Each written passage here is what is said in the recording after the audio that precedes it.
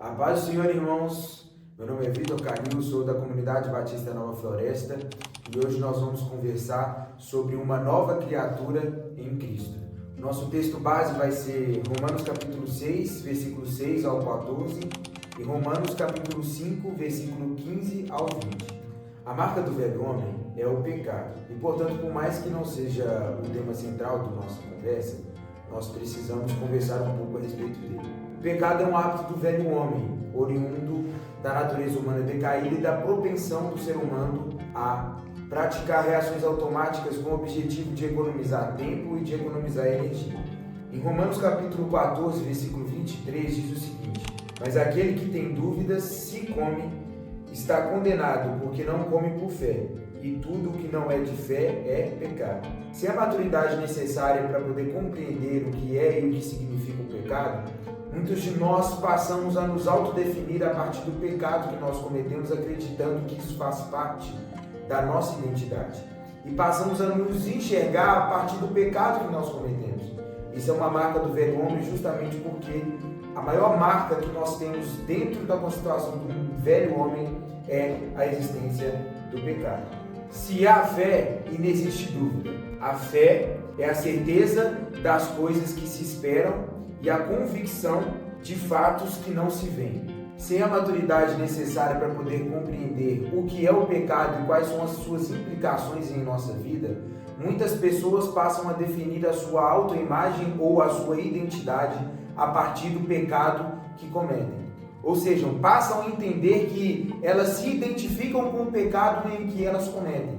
Isso é próprio da natureza humana e próprio das características do velho homem. E aí, por muitas vezes estarem imersos dentro de uma vida de pecado, as pessoas criam essa nova autoimagem e, na medida em que vão cada dia mais pecando, elas passam a solidificar essa autoimagem a partir do pecado própria do velho homem.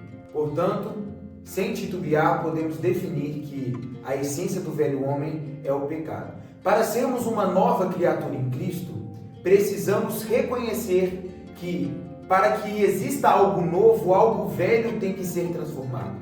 Para que se exista uma nova identidade, uma nova pessoa em Cristo Jesus, nós precisamos reconhecer que o velho homem ele deve morrer, para que o novo homem, a partir das identidades previstas por Deus para você, possam emergir e possam definir a partir daí a sua imagem em Cristo Jesus. Portanto, é necessário decidir por uma renovação completa da nossa mente, para que nós possamos realinhar todos os aspectos da nossa vida, a nossa forma de pensar, a nossa forma de agir, a partir dessa nova identidade que nós iremos construir em nossa vida. A nossa identidade a partir de Cristo Jesus.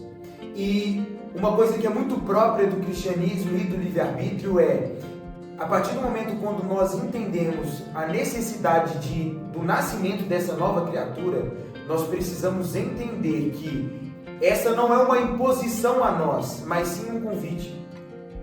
Não é algo que nos é imposto, mas sim que nos é convidado a viver uma nova vida em Cristo Jesus. Todos nós temos livre-arbítrio e, portanto, temos a possibilidade de decidir por essa transformação. A capacidade de escolha, ela não pode ser tirada de nós, mas nós podemos esquecer que nós temos ela. Nós sempre precisamos recordar que nós temos a possibilidade de decidir o rumo que a nossa vida vai ter. Obviamente, quando nós estamos falando de uma nova criatura, as nossas decisões têm que perpassar por aquilo que Cristo propõe para a nossa vida e aquilo que Ele espera de cada um de nós. O mundo quer te fazer acreditar que o seu futuro já está traçado e que não há uma decisão para ser tomada. No entanto, a partir do momento quando nós percebemos que nós temos essa possibilidade de escolher fazer diferente, nós passamos a viver uma nova realidade, em que nós podemos viver a plenitude do Evangelho em nossas vidas.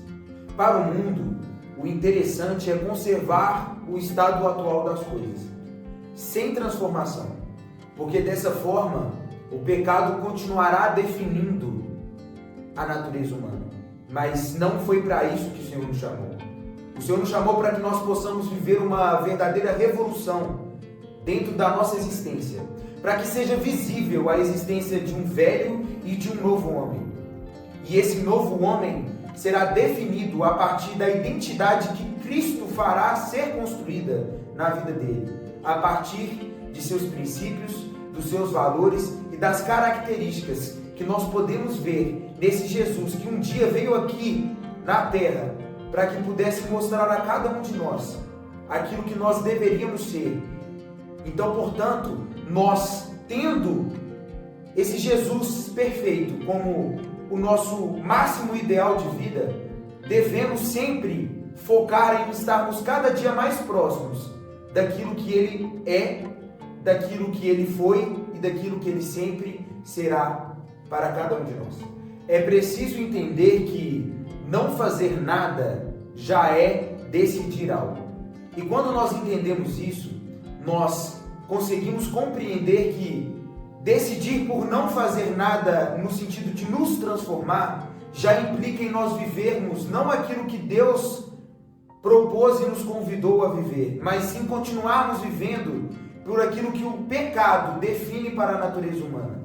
Para fazer valer aquilo que está escrito em Romanos capítulo 6, versículo 6, precisamos reconhecer que nós temos o poder de decidir fazer diferente, para que a gente possa viver uma nova realidade a partir daquilo que Cristo nos apresentou.